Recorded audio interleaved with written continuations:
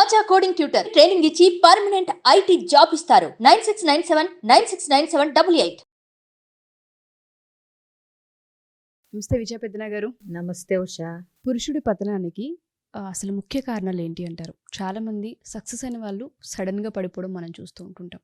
తెలియకుండా ఏ ఏ విషయాలలో వాళ్ళు మిస్టేక్స్ చేసే అంశాలు ఉంటుంటాయి. ఏ పాయింట్స్ మీద మనం కనుక మాట్లాడితే పర్టికులర్గా ఇక్కడిక్కడ వాళ్ళు తప్పులు చేస్తారు కాబట్టే అదో పాతాలని వెళ్ళిపోతారని మనం మాట్లాడతాం. ఏంటంటారు అసలు? అబ్బో, చాలా కారణాలు ఉంటాయి. ప్లస్ పతనంలో కూడా ఏ రకమైన పతనం, ఇప్పుడు సామాజిక పతనం ఉంటుంది, పర్సనల్ లైఫ్లో పతనం ఉంటుంది, అంటే ఫ్యామిలీ పరంగా ఉంటుంది, అలాగే ఆర్థికంగా పతనం ఉంటుంది. ఇప్పుడు సామాజికంగా అంటే పరువు ప్రతిష్టలు పోయి ఆ రకంగా పతనం అవటం, ఆర్థిక పరంగా అంటే ఓడలు బళ్ళు అయిపోయినట్టు శాంతం కుదేలైపోవటం, ఒక కుబేరుడు కుచేలుడైనట్టుగా. అలాగే పర్సనల్ లైఫ్లో గనక జీవితంలో ఫ్యామిలీ లైఫ్ని, అంటే భార్య పిల్లలతో సుఖంగా ఉండలేక ఆ రిలేషన్షిప్స్ని కోల్పోయి పతనం అవటం, జీవితంలో ఫెయిల్యూర్ పర్సన్ లాగా. సో వీటికి రకరకాల కారణాలు ఉంటాయి. కోర్లో అంటే అంతర్గతంగా అసలు విలువలతో కూడిన వ్యక్తి అయితే గనక ఒకవేళ కొన్ని రకాల పతనాల నుంచి మళ్ళీ పుంజుకోగలుగుతాడు. ఏది బేస్ ఫౌండేషన్ గనక స్ట్రాంగ్గా ఉంటే. ఒక ఫెయిల్యూర్ని ఏమన్నా చూసినా మళ్ళీ ఆ, బ్యాక్ అవ్వగలుగుతారు. బట్ అలా కాకుండా అసలు క్యారెక్టర్లోనే ఫ్లాస్ ఉన్నాయి అనుకో, తప్పులు ఉన్నాయి అనుకో, ఇప్పుడు పర్సనల్ లైఫ్లో కానీ ఫ్యామిలీ లైఫ్లో కానీ పతనం అవ్వాలంటే ఎక్స్ట్రా మ్యారిటల్ అఫైర్లు ఇదొక మెయిన్ రీజను. అలాగే భార్యని అనుమానించటం, ఎంతకాలం భరిస్తారు? అవును. సో ఇలాంటివి. అలాగే బాధ్యత లేకుండా ఉండటం, అంటే అసలు పెళ్ళాం పిల్లలు ఉన్నారు, వాళ్ళకి సరైన తిండి బట్ట పెట్టాలి. ఇవాళ చాలామంది చూస్తే ఎస్పెషలీ పని చేసుకుని బ్రతికే, రోజువారీ పని చేసుకుని బ్రతికే ఆడవాళ్ళు ఉంటారు కదా, ఇంట్లో మెయిడ్స్ కానీ వీళ్ళకి కానీ అసలు సగానికి పైగా, అసలు 90% ఆఫ్ ద టైమ్స్ భర్త గనక తాగుబోతు కాకుండా వాళ్ళ అవసరాలు, పిల్లల స్కూల్ ఫీజులు అన్నీ కడితే గనక వీళ్ళు ఇంత కష్టపడి 3 ఇళ్ళు 4 ఇళ్ళు 5 ఇళ్ళు పనులు చేయాల్సిన అవసరమే ఉండదు. ఇక్కడ ఆ భర్త ఒక రకంగా పతనం అయిపోయినట్టే. అంటే తాగటం, పడుకోవటం, పెళ్ళాన్ని కొట్టటం, పెళ్ళాం సంపాదించే ఆ 4 ఇళ్లల్లో పనులు చేసుకుని తెచ్చే డబ్బులను కూడా కొట్టి లాక్కుని తాగేసి రావటం, పిల్లల చదువులకి కానీ స్కూల్ ఫీజులకు కానీ అవి ఎంతన్నా ఉన్నాయి. అసలు ఆ బాధ్యత కానీ ఉండని వాళ్ళు ఎంతోమంది తెలుసు. ఈ పని చేసే ఆడవాళ్ళు భర్తలందరూ కూడా తాగుబోతులే చాలా మట్టుకు. లేకపోతే ఆ అమ్మాయి చేదోడు వాదోడుగా చన్నీళ్ళకి వేడి నీళ్ళకి చన్నీళ్ళ కింద అయితే ఒక ఇల్లో 2 ఇల్లో చేసుకుంటే సరిపోతుంది. 4, 5 ఇళ్ళు పొద్దుటి నుంచి పరుగులు పెట్టి ఆ ఒక అమ్మాయి చేస్తుంది అంటే ఎందుకు అనుకుంటున్నా? భర్త ఇంట్లో రూపాయి ఇవ్వడు, తాగి ఈ అమ్మాయి తెచ్చిన రూపాయి కూడా ఖర్చు పెట్టేసి ఇంకా పైగా కొడతా ఉంటారు.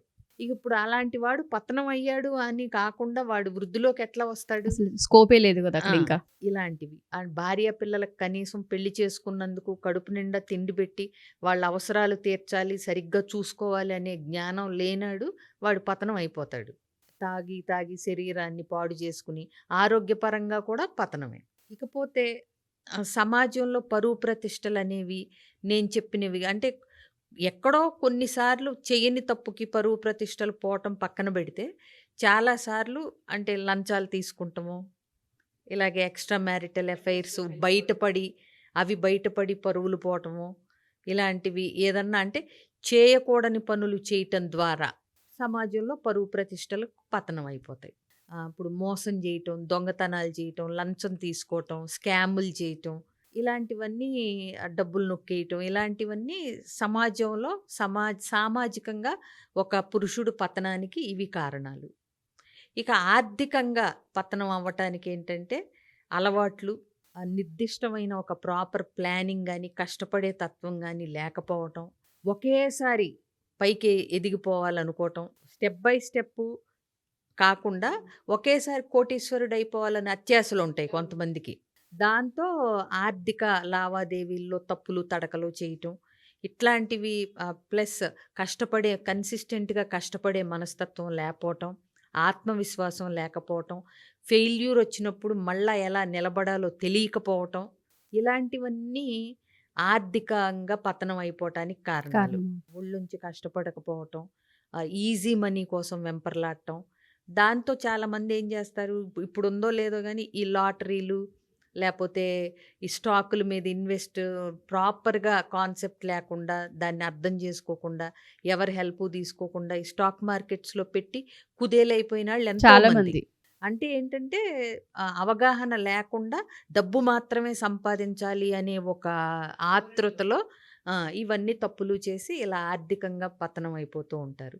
సో, ఏదైనా అందుకే ఏ పనైనా సరే ఒక నిబద్ధతతో, నిజాయితీతో వాళ్ళకి ఆపాదించబడిన అంటే భర్తగా ఏం చెయ్యాలి? సమాజంలో పౌరుడిగా ఏం చెయ్యాలి? ఆర్థికంగా నిలదొక్కుకోవాలంటే ఎలా ఉండాలి? ఇవన్నీ తెలుసుకుని గనక బాధ్యతాయుతంగా లేకపోతే గనక ఏదో ఒక రకంగా పతనానికి ఛాన్సెస్ ఉంటాయి. ఇలాంటి లక్షణాలు ప్రదర్శించినప్పుడు. Okay. Especially financial matters, extra marital affairs and దాంతోపాటు ఫ్యామిలీ రెస్పాన్సిబిలిటీస్ కనుక తీసుకోకపోతే అండ్ ఫినాన్షియల్‌లో ప్రాపర్ ప్లానింగ్ లేనప్పుడు, లేకపోతే అలాగే సమాజంలో నైతికంగా బతకలేనప్పుడు ఆ! ఆ ప్రాసెస్‌లో డెఫినెట్‌గా పతనానికైతే నాంది పలకొచ్చు. థ్యాంక్ యూ విజయ పెద్దన్న గారు. బట్ చాలామంది అడిగేదేంటంటే కెరియర్ గైడెన్స్ కావాలి అంటూ ఉంటారు. ఏ విధంగా అంటే మా మగపిల్లల విషయానికి వస్తేనే చాలామంది పేరెంట్స్ అడిగేవాళ్ళు ఉంటారు. బీటెక్ ఫినిష్ చేసిన తర్వాత, డిగ్రీలు ఫినిష్ చేసిన తర్వాత చాలామందికి కన్‌ఫ్యూజన్స్ ఉంటుంటాయి. స్ట్రెస్‌కి గురి అవుతుంటుంటారు. వాళ్ళలో యాంగ్జైటీ ఉంటుంది. అలాంటి వాళ్ళకి ఎవరికైనా సరే డెసిషన్ మేకింగ్‌లో మాకు ఇబ్బంది ఉంది, మేము దేన్ని చూస్ చేసుకోలేకపోతున్నాం, లేదంటే మాకు కొంచెం యాంగ్జైటీలు ఉన్నాయి అనే వాళ్ళకి మనం పర్సనల్‌గా, సైకలాజికల్‌గా ఏదన్నా వాళ్ళకి హెల్ప్ చేసే అవకాశం ఉంటుంది అంటారా మనం? తప్పకుండా ఉషా. ఎలాంటి విషయాల్లో డౌట్స్ ఉన్నా, యాంగ్షియస్‌గా ఫీల్ అవుతున్నా, కన్‌ఫ్యూజన్స్‌లో ఉన్నా, ఏ విషయంలో అయినా సరే ఒక డెసిషన్ తీసుకోలేకపోతున్నా, ఆ కాన్ఫిడెన్స్ లేకపోయినా, వాటన్నిటిని కూడా కౌన్సెలింగ్‌తో అవన్నీ కూడా వాళ్ళకి తెప్పించొచ్చు ఆ స్కిల్స్ అనేవి. డెవలప్ సో చేయొచ్చు. డెవలప్ చేయొచ్చు తప్పకుండా. కాబట్టి ఎవరికి ఎలాంటి ఇబ్బందున్నా స్క్రీన్ మీద కనిపిస్తున్న నెంబర్‌కి కాంటాక్ట్ చేస్తే గనక నా టీమ్ పూర్తి వివరాలు ఇస్తారు. దాన్ని బట్టి అప్రోచ్ అవ్వచ్చు. సో ఎవరైనా సరే మా ఈ వీడియో కనుక చూస్తే ప్రొఫెషనల్ లైఫ్‌లో ఏదైనా ఇబ్బంది పడి ఆరోపణలకు గురి అవుతున్నా, మానసికంగా మీరు స్టేబుల్‌గా లేకపోయినా, మీకు ఒక కౌన్సిలింగ్ కావాలి అనుకుంటే విజయ పెద్దనగర్ ఎప్పుడూ ఉంటూనే ఉంటుంటారు. అండ్ దాంతోపాటు ఈ కేస్‌కి సంబంధించి ఇది ఒక లైన్ దాటి వెళ్ళిపోయింది, దీని నుంచి మేము బయటపడాలి అనుకుంటున్నాం అన్న ప్రాసెస్‌లో మీకు అడ్వకేట్స్ హెల్ప్ కావాలనుకున్నా సుమన్ టీవీ టీమ్ అయితే ఉంటూ ఉంటుంది. మీరు డెఫినెట్‌గా అప్రోచ్ అవ్వచ్చు. కింద స్క్రోల్ అవుతున్న కాంటాక్ట్ చేస్తే విజయ పెద్దనగర్ టీమ్ మీకు పూర్తి డీటెయిల్స్ ఇచ్చే అవకాశం ఉంటూ ఉంటుంది. Thank you ma'am. Thank you so much.